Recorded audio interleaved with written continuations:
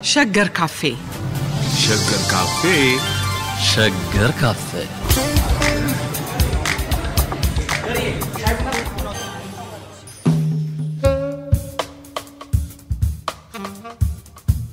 ጤና ይስጥልን አድማጮቻችን ዛሬም ከዶክተር ተካልኝ ወልደ ማርያም እና ከዶክተር ዮናስ አሽኔ ጋር ነን አመላልሰናል በጣም አመሰግናለሁ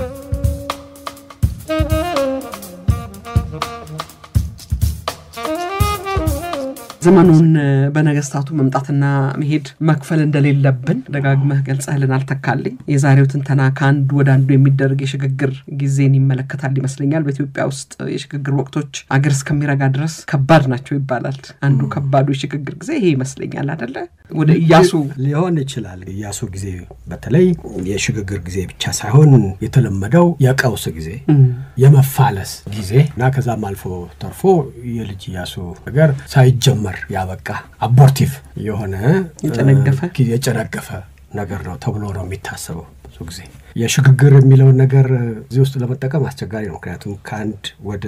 አንድ ስርዓታዊ መልክ ያለው አይነት ለውጥ የሚያመጣ ለዛ እንደ ድልድይ ሆኖ የሚያገለግል ጊዜ ነው የሽግግር ታሰበው ስለዚህ ፕሮባብሊ ያንን የሚመስሉ ነገሮች ይኖራሉ ግን እኛ አሁንም ወደ ቀደመው ነገራችን ተመልሰን በማሰባሰብ በማስተባበር እና ከዛ ቀጥሎ ወይም ከዛ ጋራ ወይም በዛ ከተጓዳኝ በሪስቶራቲቭ የሆነ የመመለስ የማመላለስ የማቋቋም መልሶ የማደራጀት እና ከዛ ጋር በተጓዳኝ ደግሞ ለውጥ መሻሻልን በማውጣት በእነኚህ በሶስቱ ቁም ነገሮች ዙሪያ ነው ውይይታችንን የምንሰድረውና የምንከታተለው ስለዚህ በዛው መስመር የኢያሱ ዘመን ብንለውም ከዳግማዊ ምኒልክ ዘመን ማብቂያ ጀምሮ በኋላ ወደ ተፈሪ መኮንን በኋላ አልጋ ወራሽ የሆኑት እና መጨረሻ ላይ አፄ ኃይለ ሥላሴ በሚል ከነገሱት የሀገሪቱ መሪ ጋራ እስከዛ ድረስ በሚደርሰው ጊዜ ነውና በዚህ ውስጥ ይሄንን እንደ አንድ ምዕራፍ ወስደን ግን ክፍልፋዮቹን ስንከፋፍል የዚህኛው የሚቀጥለው ውይይታችን ክፍልፋይ እንደ አውሮፓ አቆጣጠር ከ1908 እስከ 1916 ያለችው ዳግማዊ አፄ ምኒልክ ልጅ ኢያሱን አልጋ ወራሻቸው መሆናቸውን ከገለጹበት ጊዜ ጀምሮ እስከ አልጋ ወራሹ ንጉሥ ነገሥት ሳይሆኑ ነገር ግን መጨረሻ ላይ ከስልጣናቸው እንዲወገዱ በተደረገባት መሐል ያለችውን 7 እና 8 ዓመት ነው የምንመለከተው በዚህኛው ምዕራፍ እና በዚህ ፒሪየድ ውስጥ በዚህ ጊዜ ውስጥ የተደረጉትን በልጅ ኢያሱ መሪነት የተደረጉትን ጥረቶች ከነኛ ከሶስቱ ዋና ቁም ነገሮችና በእነሱ ዙሪያ በተደረጉ ውይይቶች የሐሳብ ልውውጦች ክርክሮች የመግባባትና የማግባባት ሙከራዎች የተደረጉትን ነገር እና ከዛ እነዚህ ደግሞ ብዙ ጊዜ እንደምንለው በቃ ዋጋ አላመጡም ጥቅም አልሰጡም ዘርፎ ጊዜው ዘመኑ የፌሊየር ነው ሙከራ ሁሉ የፌሊየር ነው ከሚለው አልፈን እኛ ሄደን ምን ጥሪት ተው ያንዳንዱ ሙከራ ዝም ብሎ መጥቶ ሄደ በሚል መጥቶ ሄደ በሚል እንደባከነ ነገር አናየው እዛ ውስጥ የቀረውን ነገር ማሰብ አለብን ብለን አይደለም ከመነሻችን በዛ መሰረት ነው የምንገመግመውና ይሄ የኢያሱ ጥረቶችን እንግዲህ ከሞቢላይዜሽንና ከሪስቶሬሽን ጉዳዮች አንፃር ማየቱን የምንጀምረው ምናልባት ብንጀምረው ጥሩ የሚሆነው ምናልባት ዳግማዊ አፄ ምኒልክ በህይወት እያሉ በስተመጨረሻው ላይ የሚኒልክ እድሜ ብዙ አይሆንም በሚል እሳቤ ጭምር የሶስቱ የቅኝ ገዢ ኃይሎች እንግሊዞች ጣሊያኖችና ፈረንሳዮች የሶስትዮሽ የጎን ስምምነት ማድረጋቸው እና እሱ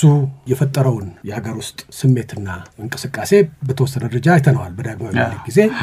ይሄ የመንግስቱን ትንሽ መልክ ባለው መልክ ማደራጀት በሚል ወደ ሪፎርሚስት በሚመስል መልክ ስላደራጁት የሚኒስቴሪያል ሲስተም ተነጋግረናል እሱ እንዳለ ሆኖ ግን በዳግማዊ ምኒልክም ሆነ በኋላ ልጅ ኢያሱ ይዘውት በሚሄዱት አስተሳሰብ ይሄ ነገር አደጋ ስላለው ሌላም ሙከራ መደረግ አለበት የሚል ነገር ሐሳብ ጀምሮ በዳግማዊ ምኒልክም ኢኒሺዬቲቭ በተወሰነ ደረጃ ከነዚህ ከሶስቱ ኃይሎች ውጪ እንደው በእነሱ መሃል ስምምነት ተፈጥሮ ኢትዮጵያ ላይ አንድ ግንባር የመፍጠራቸው ነገር እሱን ለመከላከል ምን ማድረግ አለብን በሚል ወዳጅ ፍለጋ በትጋት ወዳጅ ፍለጋ የሚሄዳቸው ከዛ ጊዜ ነው የሚጀምረው እና ያኔ እንዳልነው በተወሰነ ደረጃ ከራሺያ ጋር ግን ከጀርመንም ጋር ወዳጅነቱ ጠበቅ ያለ ወዳጅነት ፍለጋ የተጀመረው ከዛ ጋር እና ከዛ ጊዜ የሚመዘዝ ነው ስጋት አለ ማለት ነው እዚህ ሀገር ላይ ስጋት አለ ይሄ ስጋት በውስጥም በመስተካከል በውጭም ዲፕሎማሲያችንና ግንኙነታችንን ትንሽ ሰፋ አድርገን ካውንተር ፎርስስ የነን ካውንተር የሚያደርግ ኃይሎች ጋራ ወዳጅነት መመስረት አለብን ራሳችንን ማዘጋጀት አለብን የሚለው ነገር ያኔ ነው የሚጀምረው የዛ ተቀጥያ ነው የኢያሱ ወደ እርምጃ መሄድ ወደ አንዳንድ እንቅስቃሴ ለማድረግና መነሻው እሱ ነው እና ያ እንዳለ ሆኖ በኋላ በመንጠቅሳቸው ምክንያቶች የኢያሱ እርምጃ ከአጼ ምኒልክ ጥንቃቄ የተሞላበት እነኚህን ሶስቱን የጠረፍ አካባቢ ቅኝ ገዢዎች በጥንቃቄ መያዝ ነው ያለብን። ምክንያቱም በማንኛቸውም ሁኔታ ነገሮች ከቁጥጥር ውጭ ሊወጡ ይችላሉ የሚል ስጋት ነበራቸው ብለን እዛ ላይ ነው። ኢያሱ በሚመጡበት ጊዜ ግን ፈቃጅ ሁኔታዎች አንዳንድ ፍንጭ የሚያሳዩ ነገሮች መጡ። ከዛ አልፎን ቀኝ የተያዙትን አካባቢዎች በተመለከተ ግፊት ማድረግ ነው ያለብን እና እኛ ሁሉ ጊዜ ተከላካዮቹ እኛ ሳንሆን እነሱንም ወደ ተከላካይነት መግፋት ይኖርብናል የሚል እንግዲህ ይሄ ከምኒልክ ጊዜ ትንሽ አንድ እርምጃ ወደፊት ሄደ ያ ሐሳብ ያለ ሁሉ ጊዜ እኛ ብቻ ፈራልና የሚለው ነገር አለ። ከዛም አልፎ ሁኔታው አመቺ ከሆነ ከአድዋ በኋላ ያልተከናወነውን አድዋ ሳያከናውነው የቀረውን መፈጸምና እነኚህን ኃይሎች ከዚህ አካባቢ ማስለቀቅ እና እነኚህን አካባቢዎች ግዛቶች በሚቻለው መጠንና መልክ ከምዕራባዊ ቅኝ ገዢዎች ማስለቀቅ እንግዲህ ሙሉ በሙሉ ወደ ኢትዮጵያ ሁሉንም ጠቅልሎ መመለስ ተብሎ ላይ ገለጽ ይችላል። ነገር ግን የአውሮፓውያንን ቅኝ ግዛት አገዛዝ እዚህ አካባቢ ቻሌንጅ ማድረግና መግፋት ማስወጣት የሚለው ነገር እነኚህን ሶስቱን እሳቤዎች የያዘ ይመስላል። መረጃዎቹም የሚያሳዩት ይሄንን ነው። ስለዚህ በአብዛኛው ሞቢላይዜሽን የሚመስል ውጭ ያለውን ዓለም አቀፍ ሁኔታ ይቃኘ አዲስ ወዳጆችም የወጡ ጀርመን፣ ኦቶማን ተርክ፣ ሌሎችም የዓለም ሁኔታ የተቀየረ በመምጣቱ ይሄን አጋጣሚ ተጠቅሞ ትንሽ የሞቢላይዜሽን የሚመስል የዚህ ያለው ታሪክ እየተወለደ ይመጣል ማለት ነው። ስጋትም አለበት። therefore ከዛ የተነሳ ሞቢላይዜሽን የግድ የሚለው ነገር አለ። ነገር ግን ደግሞ ኤነርጂቲክ ሪስቶራቲቭ ጠንከር ያለ የማስመለስ እንቅስቃሴ ጋይድ የሚያደርገው በዛም ስለዚህ በኢያሱ ጊዜ የተሞከረው ሞቢላይዜሽን በተወሰነ ደረጃ ቀድሞ ከነበረው ጋራ ከስጋት የመነጨ ተከበያለው የሚለው ስሜትም እሱ እንዳለ፣ በሁለተኛ ደረጃ ግን ይሄንን ዳግማዊ ምኒልክ ሊሄዱ ከቻሉበት የበለጠ ወደፊት መነሻዎቹ እሳቤዎቹ እነዚህ ናቸው እና ይህንን ሁኔታ በተለይ ከዚህ ከመጀመሪያ በስጋት ኮንቴክስት ከመከበብ ኮንቴክስት ተጀምሮ የነበረውን የሶስቱ ወገኖች ውል የፈጠረው ስሜት ከዛ አልፎ ምናልባት እንደውም ወደዚህ ወደ ፎርወርድ ፖሊሲ መግፋትና ከተቻለም ማስለቀቅ ወደዛ የሚሄድ ትራጀክተሪ ያለው ነገር ግን በዚህ ቀን አለቀ የስጋቱና ከዚህ ቀን ጀምሮ ወደ ኦፌንሲቭ ገባ ብለን ደግሞ እንደዛ የማናስቀምጠው ሂደት ነው እዚያው የሚያሳየው። የታሪክ ሂደቶች እንደዚህ ናቸው። ሁሉ ጊዜ አንድ ኢቨንት ወይ አንድ ዲቨሎፕመንት ወዲያው አንድ ነገር አስቶ ወደ አንድ ነገር አያስቀጥም እና ይሄንን ሁኔታ ወደዛ የሚሄደውን ሁኔታ ያበረታቱ ክስተቶች ነበሩ። ዓለም አቀፋዊ ፈቃጅ ሁኔታዎች በዋነኝነት ግን ቀድመው እዚህ አካባቢ ይዞታቸውን ካጠናቀሩት ሶስቱ የቅኝ ግዥ የአውሮፓ ኃይሎችና በሌሎች የአውሮፓ እና የመካከለኛው ምስራቅ ተዋናዮች መሃል በዚሁ የቅኝ ገዢነት የሚያመጣቸው ጥቅሞችና ቅኝ ገዢ ሆኖ በሰፊው ይዞታና ለማደራጀት በሚያመጣው ጉዳት ላይ በተመለከተ በመካከላቸው መናቆር ይፈጠራል። መጀመሪያው ኢንትራ ኢምፔሪያሊስት የሆነ በተለይ በዋነኝነት እናንተ በሰፊው ይዛችሁ እኛን ምንም ነው ያገኘነው ከፍርፋሪ የማይበልጥ ነው በሚል ሙግት ባነሱት ኃይሎች መሃል የኃይል አሰላለፍ ዳጅ ማብጀት ከዛም አልፎ መናቆር ይጀምራል። ይሄ ገፍቶ ሄዶ እንደምናውቀው መጨረሻ ላይ ወደ ለየለት ቀጥታ ጦርነት ይገባል። እነዚህ ኃይሎች እንግዲህ በዋነኝነት የእንግሊዝ ፈረንሳይንና ጣሊያንን የሚሞግቱና ተጻራሪነት ቆመው በኋላም ወደ ጦርነት የገቡት ኃይሎች በዋነኝነት የሚመሩት በጀርመን ሆኖ ከሱ ጋር ያበሩ የኦስትሪያ ሃንጋሪ መንግስትና ኦቶማን ቱርክ መንግስት ነበሩ። ጀርመኒ፣ ኦቶማን ተርኪና ኦስትሪያ ሃንጋሪ እና እንግዲህ ይሄ ነው ይሄ የዓለም አቀፍ ሁኔታው ሽፍትስ መጀመራቸውን አክቹአሊ ተኩሱ ከመጀመሩ በፊትም ሁኔታዎች ወደ ግጭት እያመሩ መምጣታቸውን የኢትዮጵያ ገዢዎችም መሪዎችም ያውቁታል። ስለዚህ ያ ነገር አለ። ግን እንደው ምን አይነት መጨረሻ ምን መልክ እንደሚኖረው እና አሰላለፉ ግልጽ ያለ እነኚህ አካላት ከዚህ ጋር እነኚህ አካላት ከዚህ ጋር የሚለው ነገር እንደዚሁ ግምታዊ ሆኖ የቆየበት ጊዜ ነበር። በተለይ ጣሊያን መጀመሪያ ግጭት ጦርነቱ እንደተጀመረ ወደዛ ወገን አልገባችም እና እንደውም ጣሊያን ምናልባት ከእንግሊዝና ከፈረንሳይም ትጋጭ ሆን እና እሷ የምትጋጭ ከሆነ የጣሊያንን ይዞታዎች በእንግሊዝም ማጋዥነት በሌሎቹም ማጋዥነት እዚሁ በተለይ ኤርትራ ላይ ፎከስ አድርጎ ወደዛ የመሄድ እድል አለ የሚል ነገር ነበር እና በዛም በኩል ሂደቱ ምን ፋይናል መልክ እንደሚኖረው አልታወቀም ለትንሽ ጊዜ እና በዚህም ምክንያት የኢትዮጵያም አቋምና ሂደት በመጀመሪያ በጥቅሉ ብቻ አንድ ነገር አለ። አሁን ያለው ሁኔታ ምናልባት የሚፈጥርልን አዲስ እድል ይኖራል እና ለዛ መዘጋጀት አለብን ከሚለው ባለፈ በእርግጠኝነት የተጨበጠ ነገር የለም። መጨረሻ ላይ የሶስቱ ኃይሎች ሊፋለሱ ይችላሉ የሚለው ነገር ቀርቶ እነሱም በተደጋጋፊነት እንደሚቀጥሉ ከታወቀ በኋላ ነው ሰልፉ የጠራ የሆነው። እንደዛም ቢሆን ግን በቃ ይሄ አጋጣሚ ነው እና ከዚህም በፊት እነኚህ ሰዎች በከበባ ውስጥ መቀጠላችን ነገር አስቸጋሪ ሆኗል እና ይሄንን እድል ተጠቅመን ሙቭ ማድረግ አለብን በሚል የሚነሳ ነው። በአጠቃላይ በኋላ እንደምናየው ታዲያ እንዴት አድርገን ነው ሰልፉ ባልጠራበት ሁኔታ እና ደግሞ ግጭቱም ከተጀመረ በኋላ ማን ነው የበላይ ሆኖ የሚመጣው የሚለው ስላልታወቀ በዛ ላይ ብዙ የሐሳብ ልዩነት ነበር ሀገሪቱ ውስጥ ኢትዮጵያ ውስጥ። ግን ውይይቱ ነበር እና ይሄ ነው እንግዲህ ወደ ፕራክቲካል አክሽን የሚገባው ጦርነቱ ከተጀመረ በኋላ ነው። ግን ከዛ በፊት በረጅም ሂደት ረጅም ጊዜ የወሰደ 7 ዓመት 3-4 ዓመት ቀደም ብሎ የጀመረ የተለያዩ መልኮችና ዘርፎች ያሉት የማሰባሰብ ሞቢሊዜሽን ኤፈርት ነበር እና የሬስቶሬሽኑ ኤፈርት ካፒታል አር ዋን በቃ ይሄ ነው ገዢው kiwassan ድረስም የመከላከሉንም ትንሽ መልሶ እንትን ማለቱንም ነገር ያ ዝግጅት ያስፈልጋል ተብሎ ዘመላለ ጊዜ ሲሰራ ነበር እና ያው እንዳልነው ቅድሚያ አድዋ ዘመን እንዳልነው በዚህኛውም ዘመን የሰው ኃይል ማሰባሰብ አለበት። የሞቢላይዝ ማድረጉ ነገር የማቴሪያል ሪሶርስ ማሰባሰብ ማቴሪያል ሲባል እንግዲህ የስንቅና የትጥቅ ጉዳዮችን መተመለከተ ነው የሚሆነው እና በውስጥ የሚሰራው ደግሞ ተቻለ መጠን ቅድም እንዳልነው በሶስት ኤሪያ የኢትዮጵያ ፖለቲካ አዲስ የተለያዩ መዋሮች አሉት ማለት ነው። ስለዚህ በነዛ ሁሉ ውስጥ አዳዲስ ኃይሎችን ማሰባሰብ ከዚህ ጋር ተጻራሪነት ወይም በተለያየ አይነት መልክ የዚህን ሙከራ ማይደግፉ ኃይሎችን ማስወገድ እነዚህ የመሳሰሉ ነገሮች ይሄን በተለየ ልጅ ኢያሱ መምጣት አንዱ ትልቁ መዋቅር ሊሆን ለባለው የትውልድ መቀየር ላይ ይመስላል። በእድሜም ትንሽ ናቸው አብዛኞቹ የምኒልክ ጀነራሎችና የምኒልክ ሊቃውንቶች እና ሊቆች እድሜያቸው እየሄደ ሀብትና ስልጣን ይዘው ቁጭ ያሉ ትውልድ ይዘው የሚመጡበት ይመስላልና ሞቢላይዜሽን ሪፎርም ሁሉ ነገር በዚሁ መዋቅር ውስጥ ይመስላል። እሱን የሚመስል መልክ አለ። ነገር ግን አድዋና በዚህ አሁን በመነጋገረው ጊዜ መሃል ያለው ፒሪየድ ገና የአንድ ትውልድ ዲፈረንስ ያለው ኢያሱ በ13 ዓመታቸው ነው ስልጣን ላይ የተቆጣጠሩ አልጋ ወራሽ ሲሆኑ እንደውም 11-12 ዓመት ልጅ ናቸው። ያ የጄኔሬሽን ነገር አለው። ምክንያቱም እሳቸው ያመጧቸውም ሰዎች የሚሾሟቸውም ሰዎች ትንሽ በእድሜ ከነዛ አነስ ያሉ ብቻ ሳይሆን ፎርሜሽናቸውም የአድዋ ኤክስፒሪየንስ አይደለም። በኋላም በትምህርት ነው የሚመጡ አሉ አንዳንድ ግን ገና ነው ያ እና ልጅ ኢያሱ ደጋፊዎችም ከአባታቸው ከራስ ሚካኤል ጀምሮ የአድዋ ዎሪየርስ ናቸው እና በተወሰነ ደረጃ ደግሞ ደግፈውም ይዟቸውም በተወሰነ ደረጃ ሄዱት እንደ ሀብተ ጊዮርጊስ እንደዛ አይነት የአድዋ ዎሪየርስ ናቸው። ሞግዚትም እነሱ እንግዲህ ምናልባት አዲስ ጄኔሬሽን የሚባለው ከተፈሪ መኮንን ጋር ከእንደዚህ ተክለሐዋርያት ይመጣሉ በኋላ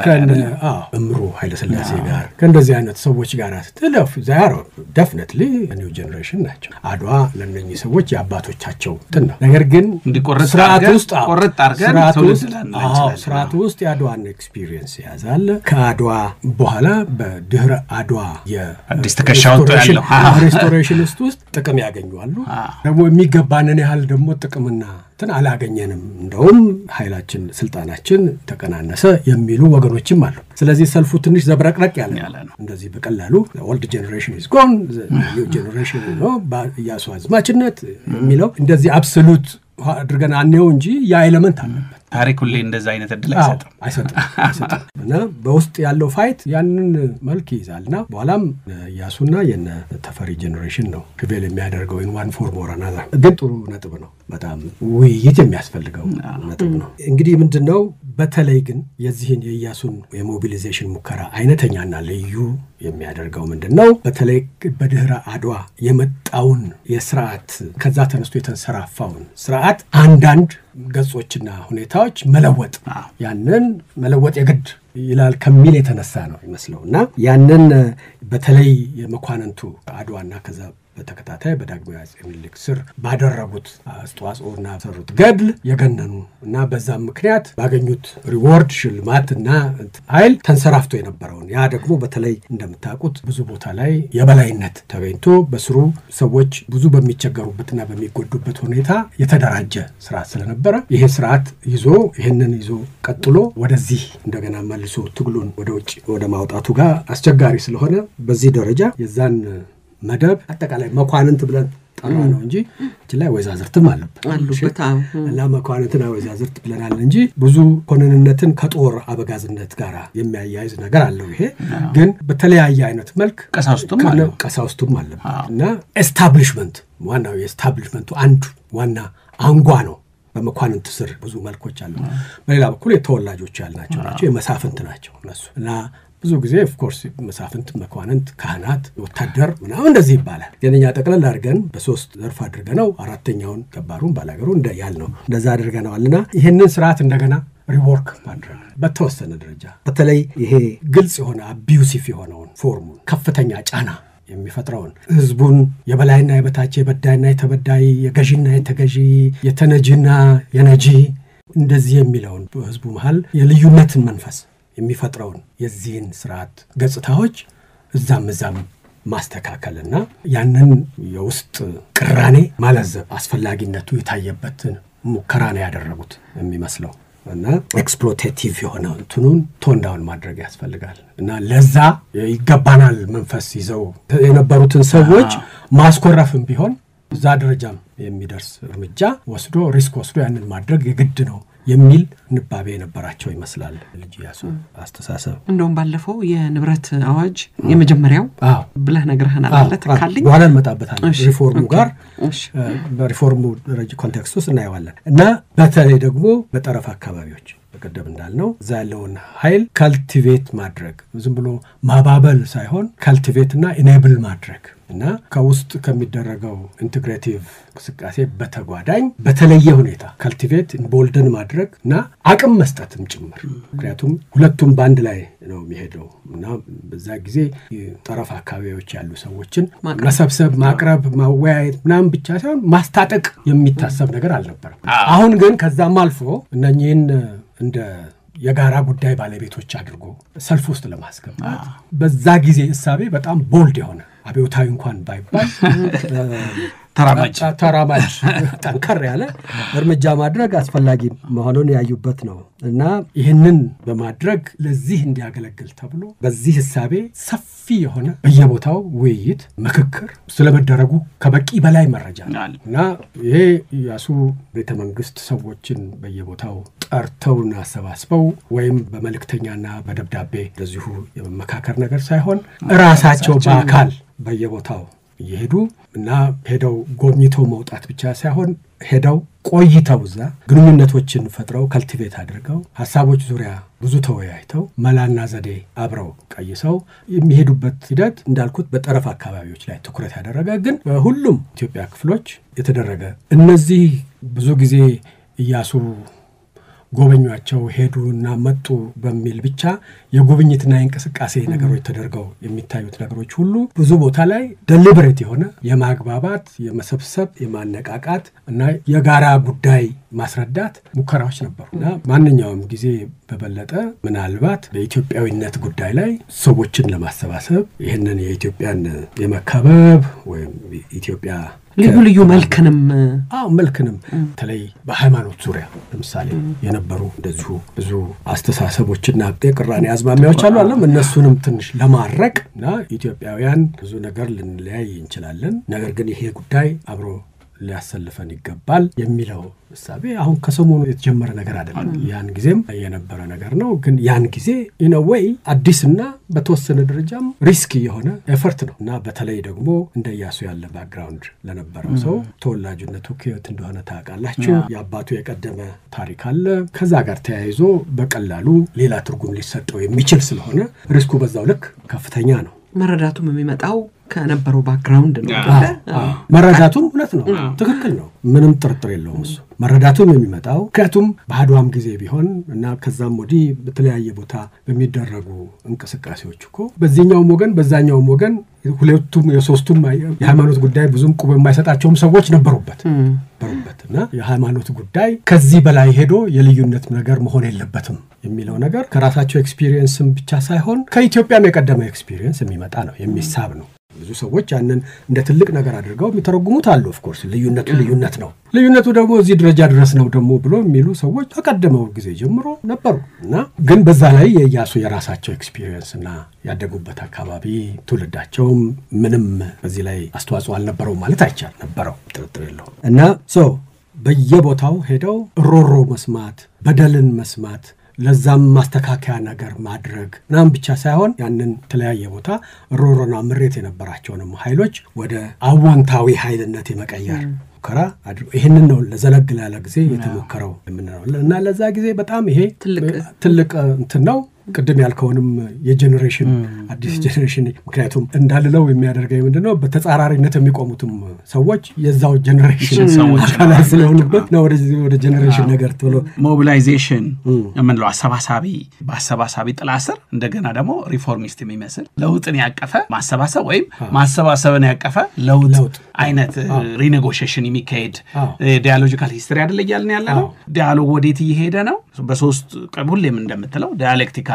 ናቸው ሶስቱ እርስ በርስ የተጣመሩ የተሳሰሩ መስተጋብር ያላቸው ናቸው ስላለ አሁን የኢያሱን የማሰባሰብ ነው እንዳንለው ማሰባሰቡ ራሱ ለውጥን የያዘ በተለየ አይን የሚያይ በተለያየ ሁሌ በተለየ ድርሰት የያዘ ከኢዲያል ስትራቴጂ የያዘ ይመስላል ማሰባሰብ ነው ግን የተለየ ማሰባሰብ ነው ሪፎርም ነው ግን የተለየ ሪፎርም ማሰባሰብን ያለመ ይመስላል በኋላም ፎርም የሚለውን አጀንዳ ከነኚህ ከሁለቱ ኮሞቢላይዜሽን እና ከሪስቶሬሽን ዳይናሚክስ ጋር ያያይዘን ስለምናየው ዝርዝሩን በኋላ እናመጣዋለን እንጂ ትክክል ነው እንግዲህ ይሄ ልክ ያድዋ ጊዜ ሲደረግ እንደነበረው ረዘም ያለ ጊዜ ዝግጅት ተደርጎ በኋላ ላይ ደግሞ ፕራክቲካል እንቅስቃሴ ወደ ጦርነት ወይም ወደ እንቅስቃሴ ምዕራፍ ሊገባ ሲል የተደረጉ ነገሮች አሉ ፕራክቲካል የተወሰዱት ፕራክቲካል አክሽንስ ምንድናቸው በየቦታው እየሄዱ ትንከማለት አልፎ ምን ተደረገ የክተት አይነት ግን አይደለም ክተት ሁሉ ተደርጓል ክተት ሁሉ ታውጇል ክተት ታውጆ ክተቱ የታሰበው ጣሊያን አቋም በአሰላለፍ ውስጥ እንዴት እንደሚሆን በደንብ ሳይታወቅ ስለነበረ ክተት ታውጆ 1914 ይመስለኛል ክተት ታውጆ በመስቀል ጦር ሰው እንዲያሰባስብና እንዲነሱ ታውጇል ግን በዛው በተከተኳዳኝ የጦር እንቅስቃሴ ፕላን ማድረግ ማን ከማን ጋር በየትኛው ግንባር በምን አይነት ቅንብር ይሄዳሉ የሚለውን ደሴ ላይ ትልቅ ጉባኤ ተደርጎ አባታቸው ባሉበት በተለይ ወደ ኤርትራ የሚሄደው ኃይል አሰላለፉና ተዋጽኦ በደንብ ተወስኖ እቅዱም ተነድፎ ነበር በዛም ጋር በተገናኘ ነው ፕራክቲካል አክሽን ከተደረጉት ነገሮች አንዱ እሱ ነው ካዋጁ በተጨማሪ በተለይ በመስራቁ በኩል የሶማሌና የአፋር ኃይሎችን ከማበረታታትና ከማነሳሳትና ከመደገፍ ማስታጠቅ አልፎ አክቹሊ ለራሳቸው በተለይ በኦጋዴን እና በእንግሊዝ ሶማሌ ላንድ አካባቢ ኦሬዲ የነጻነት ትግል ያደርጉ የነበሩ ተወላጆችን በመሐመድ አብዱላሂ ሐሰን የሚመራው የነጻነት ትግል እንቅስቃሴ የቆየ ነው ከምኒልክ ጊዜ ጀምሮ የነበረና እነሱን ፕራክቲካል በሆነ መልክ የመደገፍ ጉባኤ አድርጎ ወኪሎቹ ጋር ተገናኝቶ ኢያሱ ለፈረንሳይ መንግስት ወኪሎች ሳይነግሩ ጭምር ጅቡቲ ድረስ ገብተው ሄደው ከነኛ ጋራ ጉባኤ አድርገው ስምምነት አድርገው አንዳንድ ሰዎች 8 አንዳንድ ሰዎች ከዛም ያነሰ ግመል ሙሉ የጦር መሳሪያ ለዛ ኃይል ማስታጠቃቸው ያለበት እንግዲህ ፕራክቲካል አክሽን ነው እና እኛ አንድ ላይ ሆነን ተረቀኝ አገዛዝና ግንባር ግንባር ጥርጥር የለው ይሄ ነገር ተደርጓል መረጃም አለ እና ሰፕላይ ሲስተሙ ደግሞ ያን ጊዜ እንዳልነው ከመንግስት ጎተራ በጦር ይሄድባቸዋል ተብሎ ታሰበባቸው መስመሮች ሁሉ ጎተራ ማደራጀትና ጦሩ እንደገና ዘመን እንዳይዘርፍ ከሰው ህዝቡ ጋር እንዳይጋጭ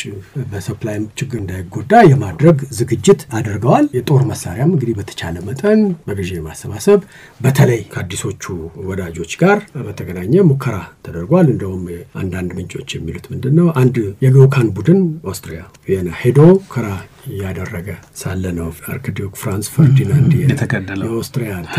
እዛ ያሳሳሉ ከነሱ ጋር ንግግር እየተደረገ ሳለ ነው የተገደለውና ያ ነው ወደ ጦርነቱ ኢሚዲየት ፋክተር የሚባለው አንድ ዴሌጌሽን እዛ ነበርና ጀርመኖች አንዳንድ ሰዎች ጃፓኖችም ይላሉ ግን ያዲሱ የነዛ ሴንትራል ፓወርስ ነው የሚባሉት እነኚህ ባለቃል ኪዳን ሀገሮች እዚያ ላይ ነው የሚባሉት ከነሱ ምንጮች ነው በተቻለ መጠን እርዳታ የጦር መሳሪያ በግዢም ሆነ ለሌላ መልክ የማሰባሰብ ሙከራ ፕራክቲካል አክሽን የተጀመረው ማለት ነውና ይሄ ነው እንግዲህ የሞቢላይዜሽን ኤፈርቱ እነዚህን ኮምፖነንት የያዘ ነው የሎንግ ተርም አለው ፕራክቲካል ደግሞ የአክሽን ፌዝም አለው እና በኋላ እንደምናየው ከፕራክቲካል አክሽን ከተወሰደው አክሽን የበለጠ የሎንግ ተርም የማሰባሰቡ የሞቢላይዜሽኑ ወደ ጦርነት ባያመራና ቀጥታ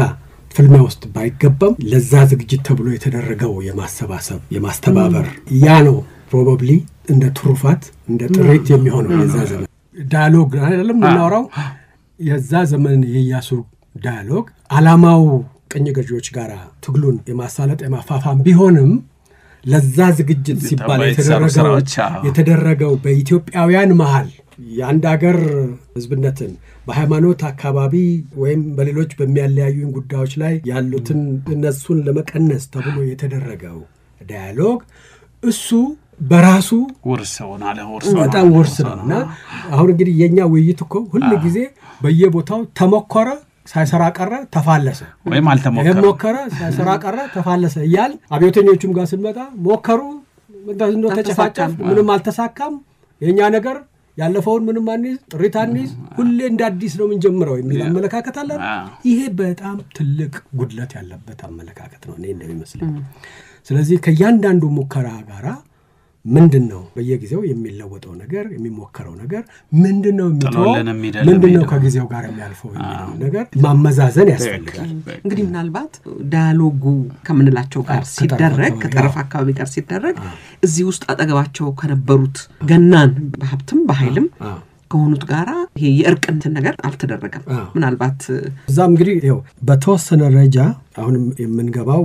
ኢያሱ የሄዱበት ፖለቲካ እነኚህ ሶስቱን ኃይሎችና አራተኛውን ብለን የለ መሳፍንቱን መኳንንቱን ወዛዝቱንና እነኚህ የጠረፍ አካባቢ ያሉ ፎርሜሽንስ እና ከህዝቡ በአጠቃላይ ህዝቡ ጋር ከነኚህ ከአራቱ ጋራ ፖለቲካሊ እንዴት ኢንጌጅ እንዳደረጉ ነው እና እንግዲህ ይሄንን ለመረዳት ግን በውስጥ ያለውን አሰላለፍ በተወሰነ ደረጃ ማየት ያስፈልጋል እዛ ጊዜ የኢያሱ ዘመን ያንድ ለረጅም ጊዜ አገሪቱን ይመሩ የነበሩ ገናና ስም ኤስታብሊሽድ የሆነ መሪ የሳቸው ዘመን አልፎ አዲስ እና ወጣት ብቻ ሳይሆን ልጅ የነበረ ሰው እና በመጀመሪያም እንግዲህ ይሄ ራሱ በሞግዚትና በመካር መከሩት አሳድጉት እርዱት አግዙት እና ባደራ አገሬንም ልጄንም ሰጥቻችኋለሁ ብለው ነው ሳቸው የሚወጥ እንግዲህ ይሄ እንደ ምኒልክ ዘመን የደረጀ ስርዓት አልነበረም ይሄ አዲሱ የሞቢላይዜሽን ኤፈርት በዛም ምክንያት እንደምታውቁትም ደግሞ በኢትዮጵያ በረጅሙ የኢትዮጵያ ታሪክ ሁሉ ጊዜ እንደዚህ ለረጅም ጊዜ የቆየ ንጉስ ወይ ንጉሰ ነገስት በሚያልፍበት ጊዜ አብዛኛውን ጊዜ የቁርቋሶ ጊዜ አለ አዲሱ ሊገነን ድረስ እንግዲህ በዛሬው ቋንቋ የስልጣን ሽኩቻ ነው ያልተረጋጋ ሁኔታ ይፈጠራል እና ከዚህ ልጅ ጋራ አብረን ብናብር ይሻላል ወይስ እንደው ምናልባት የበለጠ እንደው ፎካል ፖይንት ቢሆን ይሄ ሰው ጋር ይሻላል እዚህ ጋር ብንሰለፍ ይሻላል ከዛ ቀደም የነበሩ ሰዎች ይሄ ደግሞ ምን ይዞብን ይመጣ ይሆን ይተቅመን ይሆን ይጎዳን ይሆን ምክራችን ይሰማ ይሆን እንደው ቦታውን የሚመኘው ሰው ይበዛል በጣም ብዙና ይሄ በሩ ወንበሪያው ከፈት ብሎ ሁሉም ተሽቀዳድሞ ለመግባት እና ግራና ቀኝ መጎሻሸም የሚታይበት ነው ይሄ በኢትዮጵያ ፖለቲካ ታሪክ ውስጥ በረጅሙ ቢያንስ ከነ ይኩኖ አምላክ ዘመን ጀምሮ ከ13ኛው ዘመን ከዛም በፊት ፕሮሊ የኖረ ነገር ነው በዛ ድባብ ውስጥ ነው መረዳት ያለብን ብዙ የስጋት ሁኔታዎች ያሉበት ያንዳንዱ ሰው የራሱን አቋም እና ሁኔታ በጣም ባልታወቀ እና በጣም ፍሉድ በሆነ ሁኔታ ውስጥ እያየ የገመገመ የሚሄድበት ነው እና ተማሪ እንደው ኤምባሲዎቹም እኮ አሉ አይደል ነባሮቹ ኤምባሲዎች የደህንነት ቢሮአቸው የእንግሊዝ የፈረንሳይ እነሱ ሚና ይኖራል እዚህ ውስጥ በተለይ አይደለም ምናልባት ቸኩዬ ካልሆነ አሁን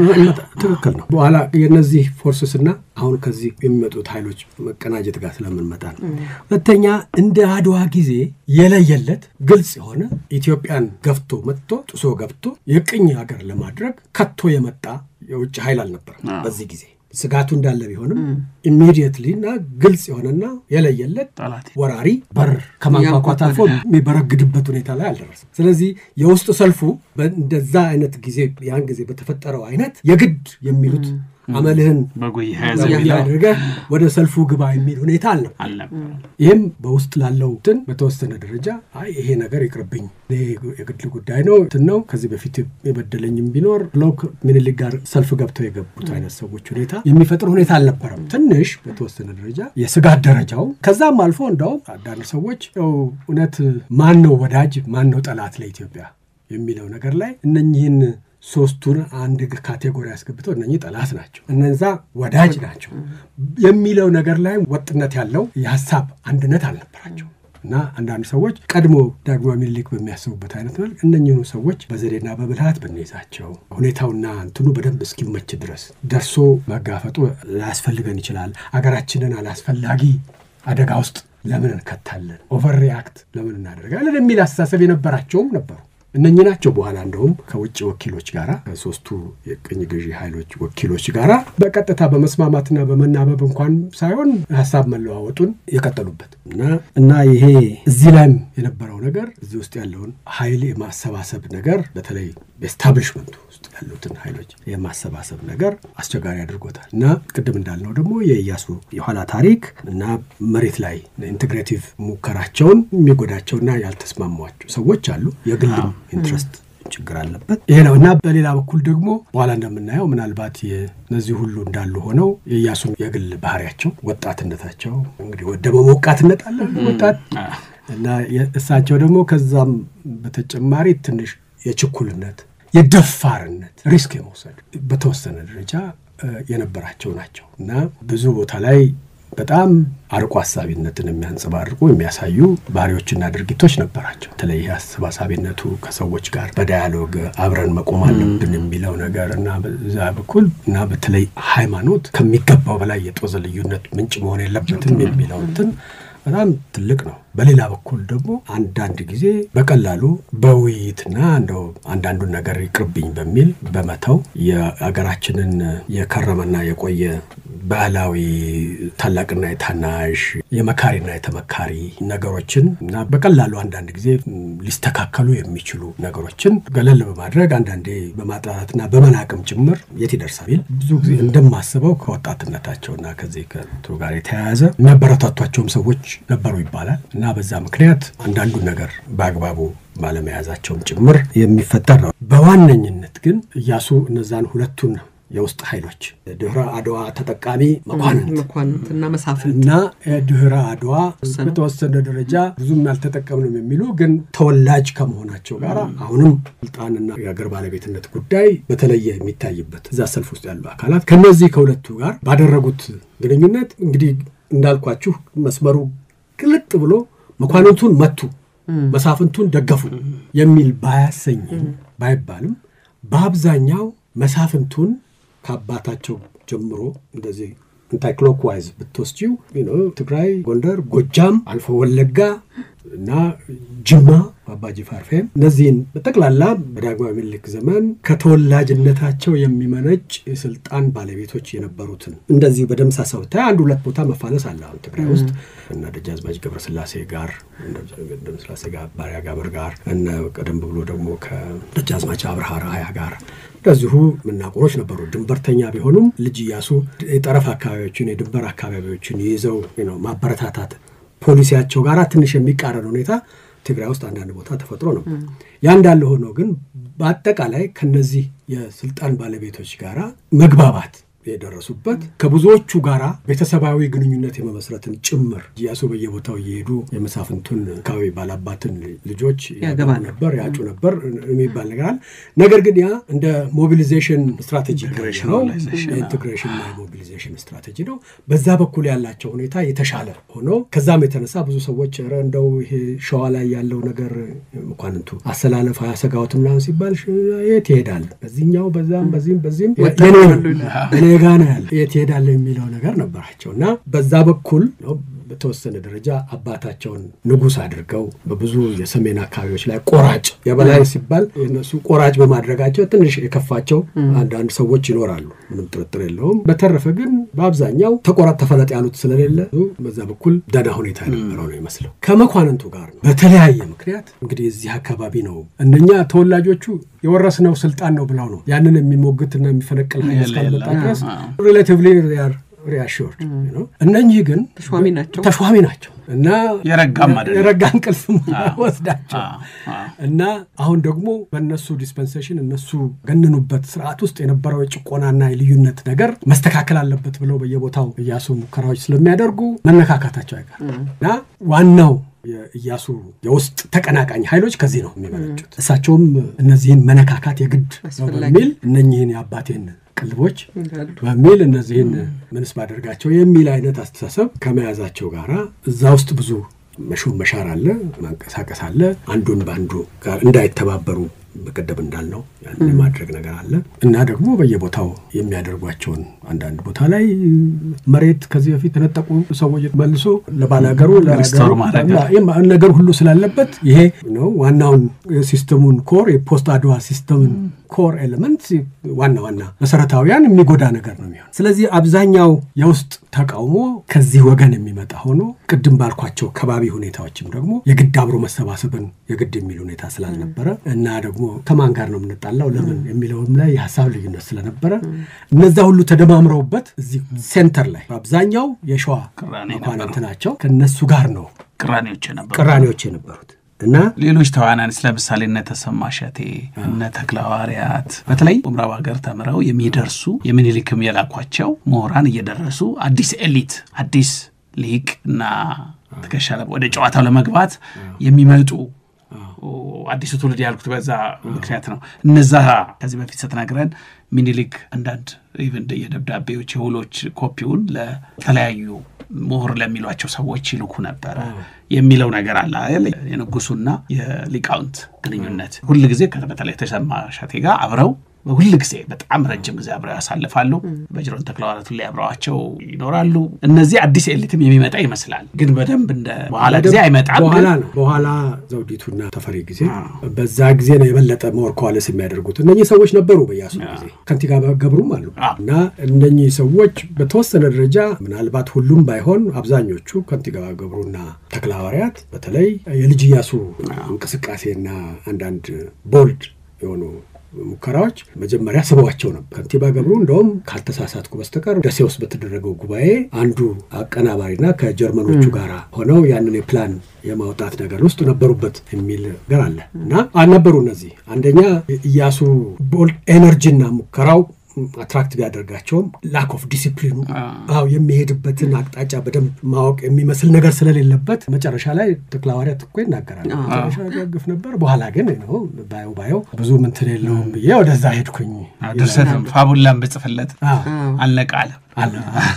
ኢንተሌክቹዋል እና ያ ፎርስ ዘውዲቱና በተፈሪ ጊዜም በኋላ ወደ መንግስቱ ፎርሙሌሽን ይመጣ ድረስ ዛምቢዮን እንደ ኮአለስ አድርጎ እንደ አንድ ክሪቲካል ፎርስ አልመጣምና እንደ ሁኔታው አንዳንድ ቦታ ላይ ግን አግባብነት ያለው ትልቅ ሚና ተጫውተዋል ግን እዚህም እዛ ቁጥራቸውም ትንሽ ነው ቁጥራቸውም ገና እየመጡ ነው እና በዚህም ምክንያት ነው በኋላ ነው ተፈሪ መኮንን ያኔ ከኢያሱ ንጽጽር ቆመው የኢያሱን አካሄድ ቀውሞ የነበሩት ሰው በኋላ የነኚህ ሰዎች አሰባሳቢና እንደውም ከነሱ የተጋባባቸው ተራማጅነት አግኝተዋል የሚባል እና ጊዜ ትንሽ ወደ በኋላው ነው ትንሽ ጠንከር ያለ የሚሆነው እና ብዙዎቹ ደግሞ በኋላም ፍራስትሬትድ ነው የሚሆነው ስለዚህ በዚህ ምክንያት ነው ከመኳንንቱ ጋር ከኤስታብሊሽመንቱ ጋር በተለይ ደግሞ አድዋና ከዛው ሰሞን ጋር ክብርና ዝና ሹመትና ሽልማት ማዕረግና ታዋቂነት ካገኙት ኃይሎች ሰው ጋር ነው እንግዲህ ወደ ሰፊው ህዝብ ደግሞ እንግባው ምክንያቱም ሰፊው ህዝብ ኢምፖርታንት ነው ይሄንን ደግሞ ከሪፎርም ከምትለው መሰረተ ጉዳይ ሶስት መሰረተ ጉዳዮች ሁሉ ጊዜ አድማጮችም ነው ልብ ሌሉት እንዳይዘነጉብንም አንፈልጋቸው እነኚህ ሶስት የዲያሎጂካል ታሪክ የዲያሎጂካል ታሪካችን መሰረታዊያን እነዚህ ናቸውና እና መጨረሻ ላይ ልጅ ኢያሱ እንዴት እንዳልተሳካላቸው በዚህ ምክንያት ይሄ ሆነው እንግዲህ በኋላ የፈረንጆቹ ወይም የቅኝ ገዢዎቹ ኃይሎችና እነዚህ ከውስጥ በኢያሱ ዋን ወይ ወራ ናዘር ስጋት ምንጭ የሆኑባቸው ሰዎች ናቸው ግንባር ፈጥረው ሌላ ሞቢላይዜሽን ይሰራሉ ሌላ ትርክት ይገነባል በተለይ ኢያሱ ሃይማኖታቸውን የለወጡ ሙስሊም ፎርስ ኃይሎችን በኢትዮጵያ ላይ ያደራጁ ከቱርክ ጋራ በተለይ ጠለቅ ያለ ሃይማኖት ነክ ትስስር የፈጠሩ እና በኢትዮጵያን ክርስትናና ክርስቲያናዊነት የሚጎዱ ባህሪዎች ናቸው ሚል በአብዛኛው እና ይሄንን በየቦታው ሄደው ያድርጉ የነበረውን የማሰባሰብ እንቅስቃሴም እንደዚሁ የመንግስትን ስራና የመንግስትን ኃላፊነታቸውን በአግባቡ ሊወጡ ያልቻሉ ሻዋል ተቀመጡም ግን ይሄ ስራ መጥላት ፈረንጆቹ ናቸው ይሄን ስራ መጥላት ዲሲፕሊንና የመንግስት ስራ እዚህ በቃ ከፉን ከፍቶ ቁጭ ብሎ እሳቸው ይዞራሉ አደንና ምናምን ፍለጋ በቃ መቀመጥ የተሳናቸው ተሰብስበው በትኩረት ስራ መስራት የማይችሉ ሰው የሚለው ሴራ እና ደግሞ በየቦታው ሄደው የሚያደርጉትን ስብሰባና ዳያሎግ በሌላ መልክ እዚህ ቦታ ላይ መስጊድ ውስጥ ተገኝተው መስጊድ ውስጥ ጉባኤ አድርገው የዚህን አካባቢ ልብስና አልባሳት ምናምን አድርገው እንዲህ ብለው እዚህ ቦታ ላይ እንዲህ ብሎ ፎከሩ ኢትዮጵያን ሙስሊም ባላደርግ እኔ ነው ምናምን አላል ያ ሁሉ ነገር ተጠራቅሞ ናራቲቭ ሆኖ በ12 እና 14 የጥፋት ዝርዝሮች ወጥተው ነው ፈንቅላ መንግስት እና እንግዲህ እስከዛሬም እንግዲህ ይሄ ሆኖ አይደለ በሰፊው የሚታወቀው ይሄ ነው ነገር ግን ፈረንጆቹ በነገራችን ላይ ኤጀንቶቻቸው አውቀውታል ምን እየሰሩ እንደሆነ ሰውየው በተለይ እንግሊዞቹ በደንብ በዚህ ሶማሌ ውስጥ ጅጅጋና አካባቢው ላይ ኢያሱ ያደርጉ የነበረው ነገር በጣም በትልቁ ነው በስጋት እና እንደውም ለኢትዮጵያ መንግስት ጽፈዋል ያን ጊዜ ኢያሱ በሰፈሩ ባይኖሩም እሳቸው እዛ ሆነው እዚህ ምንድነው እየተደረገ ያለው ታውቁን እናንተ እርምጃ ማትወስዱ ከሆነ እኛ ይሄን አሳውቁን እኛ የሚሆነው ይሆናል ማለት ደረጃ ድረስ ደርሰው ነበር በየቦታው ሄደው ልጅ ኢያሱ ምን እያደረጉ እንደሆነ በደንብ አውቀውታል እና ያንን ለመምታት ሁለቱ ኃይሎች የሐሳብ መስማማት እንኳን ባይሆን ያ ዓላማ አንድነት ፈጥረው ኢያሱን ማስወገድ በዛ መልክ ተደራጀ ማለትና እሳቸውም ቅድም እንዳልኩት በአንዳንድ አካባቢ ያለውን ስጋት ዝቅ አድርጎ ከማየት የተነሳ ብዙ ማድረግ የነበረባቸው ነገር አለ ይሄ እንግዲህ አፍተር ዘ ፋክት የሚባል ነገር ነው ስለዚህ እንተውና በዚህ ምክንያት ያው እንደምታውቁት በኋላ አባትየው ሙከራ አደረጉ ሁለቱ ያድዋ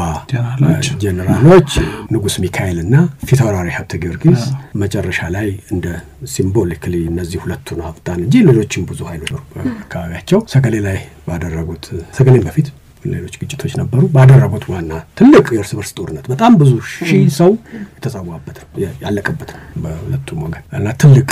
ብለድሼድ ሆኖ ነው የነገር ተናና በዚህ ውስጥ ተቀናቃኝ ኃይሎች ምዕራባውያኑ በኩል በተለይ በቀኝ ገዢዎቹ በሶስቱ ቀኝ ገዢዎችና ወኪሎቻቸው በኩል የተደረገው እርዳታና አገዛ ከፍተኛ ነው እና የሁለቱ ኃይሎች ቅንጅት ነው ውጤት ያመጣው ዋናው መሰረታዊ ሞቢላይዜሽን ኢያሱ እየሰሩ የነበረው ማሰባሰብ የማደራጀት የመደልደልና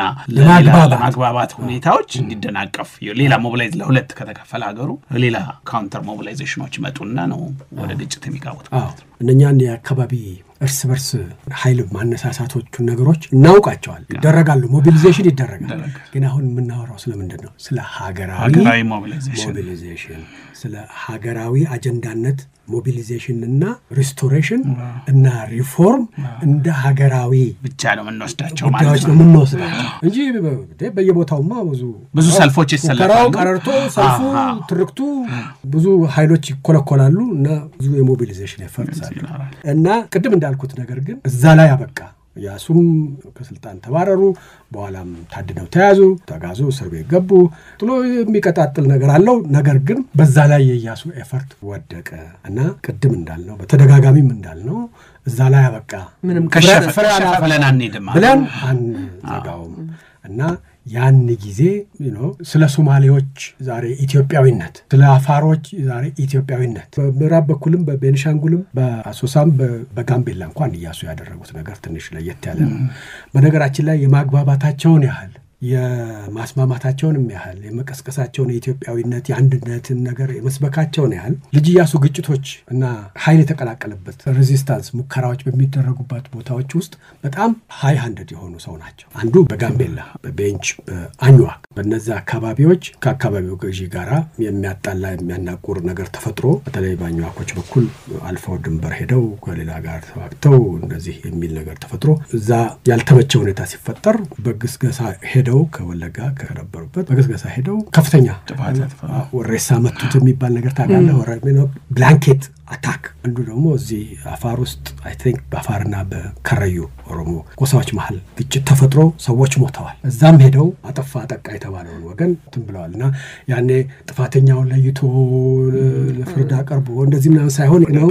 ወደ ቅጣት ይሄድና በተለይ በቤንች በኩል የተደረገው በጣም ከፍተኛ ነው እና እንደውም ብዙ ሰዎችን ኦልሞስት ወደ 2000 የሚጠጋ ሰው በምርኮ ይዘው መጥተው እዚህ አዲስ አበባ እንዳገልጋይነት በየቦታው እንትን ያደረጉ ናቸውና ያማል እኛ ሰው የማጽዳትና የመወልወል ስራ አይደለም ታሪክ እንዳልኩ ነው መርማሪ ታሪክ እውነቱን መናገር አለበት አንዳንድ ሰዎች ፖለቲካ መሪዎችን ጨምሮ ኮንትራዲክተሪ የሆነ ውስጥ ይገባሉ ነው ሳኒታይዝ ማለት እሱ የኛ ስራ አይደለም ግን ደግሞ እንግዲህ ሸሹ በሚባልበት ጊዜም ካንዱ ወደ አንዱ በሚሄዱበት ጊዜም ሐረርጌ መቅደላ አውሳ ትግራይ ኮምፎርታብሊ በሚሄዱበት ጊዜ የሰሩት ስራ ነበር አይደለ ይሄ ራሱ ምሳሌ ይሆናል አይደለ በተቃራኒው ደግሞ ሁሉንም ስራ መሪ በሙሉ መጥፎ ነው የሚሰራው ብለንም አንደበደበ መልአክ ነው ብለም ለዚህ እኮ ነው መርማሪ ታሪክ ይሄ ውይይት ለብዙ ሰዎች ወጥነት የሌለው ይሄ በዚህ በኩል እንዲህ ነው በዚህ በኩል እንዲህ ነው ስለምንል እንደ ጸዳና እንደው በቃ አይደለም አቤት ጀግና ወይም ነው አቤት ነውር የሚያሰኝ ነገር አይመችም እኛንም እንደው ዝም ብለን እንደው በዚህም እርግጠኛ ያልሆኑ ዝም ብለው ይሄንንም የሚሉ ሰዎች ላስብል የሚችል ነው እና ያንን ሪስክ ወስደናል ወይ ስለማዛ ምን ነገርገረው ውይይት ነው እና አንድ ነጥብ ከዚህ በፊትም አንስቻለሁ ከንቲባ ገብሩ ሱዳን ይላኩ ነበር በሴሚኒሊክ አሁን ደግሞ አንተ ጨመርክልኝ እንግሊዝ ሶማሌላንድ ደግሞ ሌላ ሶሊዳሪቲ ሙከራ ተካሂዷልና የአካባቢ የቀጠናውንም ታሪክ ስንተነትን ከፓን አፍሪካን ኢሳቤ በፊትም ቢሆን ወይንም በዛው አካባቢ ምን አገረ መንግስቱም እየተሰራ ግን ሪጂናል ሶሊዳሪቲ ግንባሮችና ትብብሮች ሙከራዎች እንደነበሩ ወደ ኋላ በታሪክ ውስጥ ልናገኘው እንደምንችል ሁለት ምሳሌ መጥቀስ ይችላል ከሱዳን ጋር የተደረጉ ሙከራዎች አሉ አፄ ዮሐንስም አፄ ምኒልክም እንደገና አሁን ደግሞ በጣም የተሻለው ምናልባት ሰክሰስፉል የሆነ የሚባል ወይንም ዋጋ የሚያስከፈለ ድንበር የተሻገረ አሁን ሶማሌ ሪፐብሊክ ከሚለው ጋር የነበረ ጥሩ ወዳጅነት ምክንያቱም ቁስሉን ብቻ ነው ታሪክና ሚዲያ የሚዘግበው ይሄኛው አንቲ ኮሎኒያል ወይም ጸረ ቀኝ አገዛዝ ግንባር እስከ መፍጠር የደረሰ ወዳጅነት እንደነበረ ጥሩ እርሾ ለዛሬ ከባቢያዊ ድርድር ነው ውይይት እርሾ ሊሆን የሚችል የኦጋዴን ምክትል ገዢ የነበሩት እኮ በጣም እና እንደውም አንድ ጊዜ በድሬዳዋ ውስጥም ድሬዳዋም ከንቲባ ይሁኑ ምክትል ከንቲባ በድሬዳዋ የነበሩ ሶማሌ ሰው ናቸው እና እሳቸው ነበሩ እንደውም ዋናው ኢንተርሎኩተር ያሱና ወደ ስልጣን ማምጣት እንዳልኩ ነው ማስታጠቅ ጭምር ድረስ ይሄደ ኢንተግሬቲቭ የሆነ እና ይሄ የነሱም ጉዳይ ስለሆነ የኢትዮጵያም ጉዳይ ነው እና እነኚህ ሰዎች እንደ ኢትዮጵያዊም ራሳቸው መውሰድ የሚጀምሩበት ሁኔታ ነው እኮ የሚፈጥረው እና ለአሁኑ ጥሪት የሚያልቀው ትክክል ነው እንደዛ ነው እና ሪፎርሞች ውስጥ ምንድናቸው አሁን ይሄ ቅድም ያላቸውና ራሳቸው ሪፎርምስ ናቸው ግን ኢያሱ ለወጧቸው የሚባሉ ነገሮች ደግሞ አሉ እንደዚህ ብዙ ሰው የሚያውቃቸው ዴቨሎፕመንታል የምንለው አይነት ነው ባለፈው ሁለት ከፍለሃዋል ነገሮች ሁኔታዎች ሲፈቅዱ አሰራርን አክቲቭ እንቅስቃሴን የመቀየር ሁኔታ አለ ሁለተኛው ደግሞ ይሄ ለውጥ ምንለው ወደፊት ተራማጅነትን ወይ ዴቨሎፕመንት ውስጥ ሊወድቅ የሚችል ብለ ያልከው ሁለት አለ እንግዲህ በአንድ በኩል የመንግስትን ስራና አሰራር በኃላፊነት የመምራትና የመንግስትን ሀብት በአግባቡ ከመያዝ እና ከአቢዩዝ በመከላከል ረገድ ፕሮባብሊ የመጀመሪያ ነው ሊባል የሚችል የመንግስት አሰራርና በተለይ የመንግስትን ሀብት አስተዳደር በተመለከተ ያ እንግዲህ ያኔ በቤተ መንግስቱና በአካባቢው ባለው አሰራርና ወጪ አወጣጥ እና ካውንቲንግ ምናምን በዛ አካባቢ ያለውን በጣም መልክ የሌለው እና በብዙ መልኩ አቢዩዚቭ ነው የተባለን ስርዓት ለማስተካከል የመንግስት ስራ አሰራር ኦዲት መደረግ አለበት ምርመራ የአካውንት ምርመራ መደረግ አለበት በዛ ላይ ተጠያቂነት መምጣት አለበት በሚል ካሄድ እሳቸው የጀመሩት ነገር አለ እና እንደውም የኦዲት ቡድኑ ተቋቁሞ ሪፖርት ሰጥቷቸው በዛ መሰረት ሰዎች የሚቀጡ መቀጣት የሚታሰሩ እስከ መታሰር ድረስ ደረሰ የሚባል እርምጃ ወስደዋል በዚህ ረገድ እንደውም በኋላ እንዲህ ከማሰርና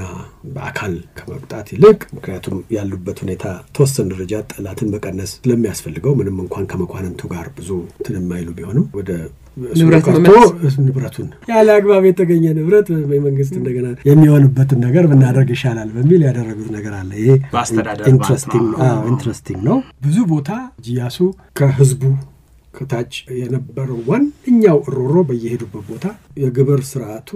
አስመረረን ነቀለን የሚል ሆኖ እንግዲህ ምንድነው በአስራትም ለመንግስት የሚከፍለው በመሬቱም ላይ የሚከፍለው ግብር መንግስት እዛም ጊዜ የነበረ ችግር ነው። አሁንም በተወሰነ ደረጃ ያለ ችግር ነው። መንግስት ይሄንን ያገኘ ይሄን ገቢ ያገኘ ይሄን ያህል ይከፍላል። እንደዚህ አይነት መሬት የያዘ በዚህ ደረጃ የያዘ ግብሩ ይሄን ያህል ነው ብሎ ይወስንና እንደውም መንግስት እነዚህን ውሳኔዎች ሲያደርግ የማሻሻያ ውሳኔዎች ያደረገና የመሰለውም ጭምር ነው የሚያወጣቸው። ግን መሬት ላይ ሲደረስ ያ ሰው ይሄን ያህል አምርቷል እና በዚህ መሰረት ይሄን ያህል ይክፈል የሚለው ነገር ፎርሙላው እንዳለ ሆኖ አፈጻጸሙ ላይ ሁሉም ሰው በየመሬት ላይ ያለ ሰው ሹም የሚተረጉመው ነገር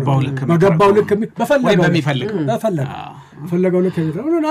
በቃ በገበሬው ላይ ሰፍሮ እንግዲህ የምሰፍረው እኔ ነኝ የምወስነው እኔ ነኝ ያለህን የምወስነው የምቆርጠው እኔ ነኝ ሲለዋል እና ይሰፍርበታል እና የመንግስትን ስራ ትቶ የመንግስትን ገቢና ግብር አሰሳ አድርጎ ለማስገባት ተብሎ የተላከው ሰው የሚሰራው ምንድነው እዛ ላይ ቁጭ ብሎ ሰፍሮበት በተጋባዥነት ገብቶ አርዶ አሳርዶ ሲበላ ሲጠጣ ከርሞ በዝባሽ ሆኖ በቃ ይላልና ህዝቡ በዚህ ረገድ የነበረው ምሬት እጅግ ከፍተኛ እና በኋላ ይሄ ምሬት በየቦታው በየሄዱበት ሲነገር ግብር ነቀለን ወይም ስርዓት ጸሐፊና ስርዓት ወሳኝ አንዳንዱ ቦታ ላይ ያ ሰው እስኪመጣ ድረስ ሰብልህንም ሰብስባ አታስገባ መዛኙ ወሳኙ እስኪመጣ ድረስ አትንቀሳቀስ። አንዳንዴ በሰብል በሜዳ ላይ ይባክናል ትኒና በቃ በየቦታው ያለው ለመንግስት ላይ ገባ። ይሄ ብዙ ስለነበር መጨረሻ ላይ አንዱ እሳቸው አደረጉት ተብሎ በጎ ነገር ሪፎርም ብሎ የሚባለው አይ ይሄ እንግዲህ በየቦታው ገምጋሚው አሰሰሩ እስኪመጣ ከመጠበቅ ሰው ያለውን ዛሬ ታማኝ ግብር ከፋዮች ቀድሞ ይሄ ነው ገቢያችን ይሄ ነው ብለው ይክፈሉ ይባላል። ያን እሳቸው አይ ይሄ ገበሬው በቃ ይማልና ይሄ ትክክል ባይሆን እህል ከጎተራዬ ምንድነው ምናምን ከመሬቴ ይጥፋ ብሎ ይማልና በመሐላ ይግባ ተባለ። ለብዙ ሰዎች ይሄ ትልቅ ሪሊፍ ሆነ። እንደ ሽያጭ ማሽን ሆነዋል አገናውላ እና ሌሎችም ሪፎርሞች አድርገዋል። በህግ ስርዓት ውስጥ አንድ ሰው በተለይ ወገኑ ከተገደለበት ፍርድ ተገኝቶ እዛ ሰው ላይ ውሳኔ ሲደረግ ድረስ ከበዳዩ ጋራ ተቆራኝቶ ነው ሲንከላወስ ነው የነበረው። ያ ነገር ይሄ የቁራኛ ያ ነገር መቆም አለበት ብሎ ሰው የለጥፋተኛው በግርብረት ይግባበትና ተቀምጦ ይጠብቅ እንጂ ለምንድነው እንደውም አንዳንድ ጊዜ ያኛው ፍርድ ሳያገኙ ላይ ታች ሲሉ አንዱ ቁራኛ ሰው ባለ ወገን ወይ ባለ ደሙ ሰውዬ ይሞታል እና ሌላ ሰው ይተካበታል ወገን ያው ፍርዱ እስኪገኝ ድረስ ከዚህ ሰውዬ ጋር ተቆራኝቶ ምንከላወስና ይሄ በደል ነው የሞተበት መሞቱ አንሶ መበደሉ አንሶ እንደገና ሌላ ስቃይ በሚል እንደዛ ያደረጉት ነገር አለ። ይሄ የሌባ ሻይም ምናለ ያጠጡ በየቦታው የተሰረቀበት ሰው ይመራል በሚል እና እሱም አቢውዝድ ሆነ። ሰው ሀብትና ንብረት ያለው ሰው ጋር ሂድና እዛ ተደፋልኝ እዛ በሩ ላይ የሚል አይነት ይዞ ይሄ ልጅ ብዙ ጊዜ ወጣቶች ልጆች ናቸው አጠጠተው ሄደው ነው ብሎ ሰው ላይ ወድቃሉ። በቃ ያ ሰው ደግሞ አይ ቋረኔ አይደለሁም ብሎ ደግሞ እንደገና ራሱ ሌባ ሻይ ያጠጣና እሱም ደግሞ ወደ ሌላው ይመራል። እንደዚህ እንትን ይያለ ሰው ቸገረ በሚል እሱንም ትንሽ የሌባ ሻይን ስርዓት አላቆሙትም። ነገር ግን ከዚህ እንደዚህ ዝም ብሎ ቼን ሪአክሽን ብዙ ሰዎችን የሚጎዳ እንዳይሆን በታወቀና በሚታይ መልኩ ብቻ መቆሚያ ባለው አይነት ነገር ይካሄድ የሚል አይነት ነገር አለ። አንድ ሁለት ነገሮች ላይ ደግሞ ይሄ ውርስን በተመለከተ የንብረት አስተዳደርን የግለሰብ ንብረትን ማለት በተመለከተ ከዛ በፊት የነበሩ አስቸጋሪ ሪፎርም የሚያስፈልጋቸው ሙከራዎች አድርገዋል ይባላል። ልጅ ኢያሱ ለዛ መረጃዎች አሉ። አንደኛው ቀድሞ መሃን የሆነ ሰው ልጆች ያሉለት ሰው ሲሞት ንብረቱ አጠቃላይ መንግስት ነበር የሚወርሰው እና ይሄን ብዙ ቦታ ላይ ችግር አስከትሎ ነበር፣ ነቀፌታ ነበረበትና ይሄንን ለማስተካከል እና እንደውም አርጊመንቱ ምንድነው በቃ መንግስት እየወረሰው ለሰውየው ተዝካርና መታሰቢያ እንኳን የሚሰራለት በገና ነው ጠፋ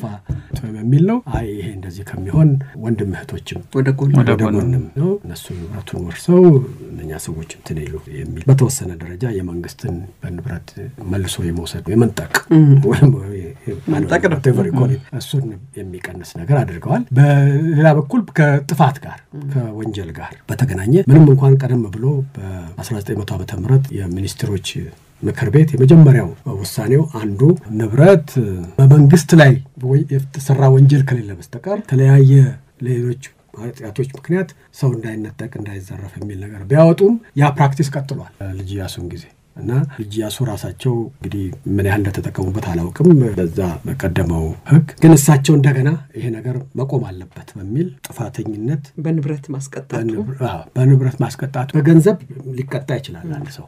ነው ወይ በአካሉ ወይ በገንዘብ ባጠፋው ልክ ፔናልቲም ሊኖረው ይችላል። ነገር ግን መውረስና መንቀል አይደለም በሚል እሳቸውም ያንን ሪተሬት አድርገው እና እነዚህ ናቸው ብዙ ጊዜ የሚነሱት የኢያሱ ዘመን ሪፎርሞች። ነገር ግን አሁንም ቢሆን በእኛ ፍሬምወርክ እነዚህም ቢሆኑ በየቦታው ቅድም የጠቀስናቸውን ሰውን በነበረው ስርዓት ላይ የነበረውን ምሬት በሚቀንስ መልክ የውስጥ መግባባትን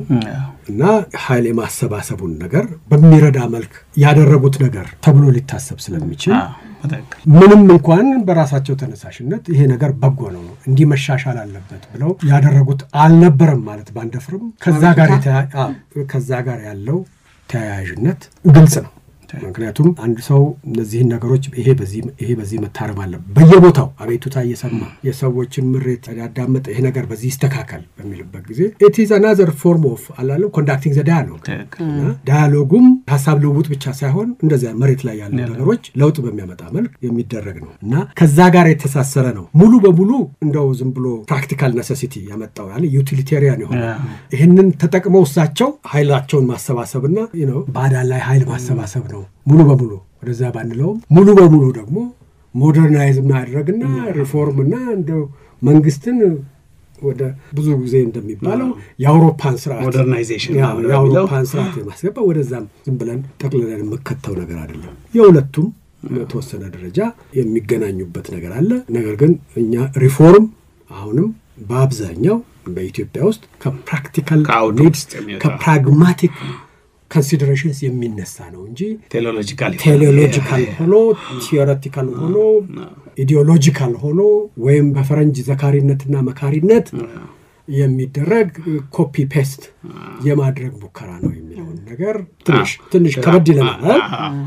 እንዳልከው በውጭ ጉዳይ አሁን ዝም ብለን ስናስተምር የኢያሱን ዘመን የምናየው አንደኛ በጣም አክቲቭ ወዳጅነት አፈላላጊ የውጭ ጉዳይ ፖሊሲ አሁን ደግሞ አንተም ሲጨመር ላይ በአካባቢውም ደግሞ የሚቃኝ አሁንም ፕራግማቲክ በሆነ መንገድ አካባቢውንም የሚቃኝ ሪያሊስት የሆነ እና ደግሞ ሌሎች አማራጭ ወዳጆችን የሚያስብ የሚፈልግ የውጭ ጉዳይ ሙከራ የተደረገበት በኢትዮጵያ ዘመናዊ ታሪክ ውስጥ ያቺ ዘመን ጅማሮ ነው ማለት እንችላለን። እሳቸውም በቃ መሪ በተለይ ወጣት መሪ ሙከራዎች የሚያደርግ መሪ ጽዱ የጸዳ መልአክ አይደለም እርኩስ ከማሪዎስ የሆነ ኃጢአተኛ አይደለም ሰው ነው እና የሰውን አክሽን በዘመኑ በጊዜው አውድ ውስጥ መራዳት አስፈላጊ ነው። ለኛ የሚጠቅመን አውድ እዛ ጊዜ የዚች ጊዜ በተለይ የኢያሱ ዘመን አጥር ነው በጣም ባለው በ8 ዓመት ውስጥ የተደረጉ ሙከራዎች ከነስተታቸው ከነህጻጻቸው ልብ ሊባሉ የሚገባቸው ብቻ ሳይሆን ቱሩፋትም ጥሪትም ትተው ያለፉ ናቸው ብለን መደምደም እንችላለን። አድማጮቻችን ከኛ ጋር ስለነበራችሁ ከልብ እናመሰግናለን።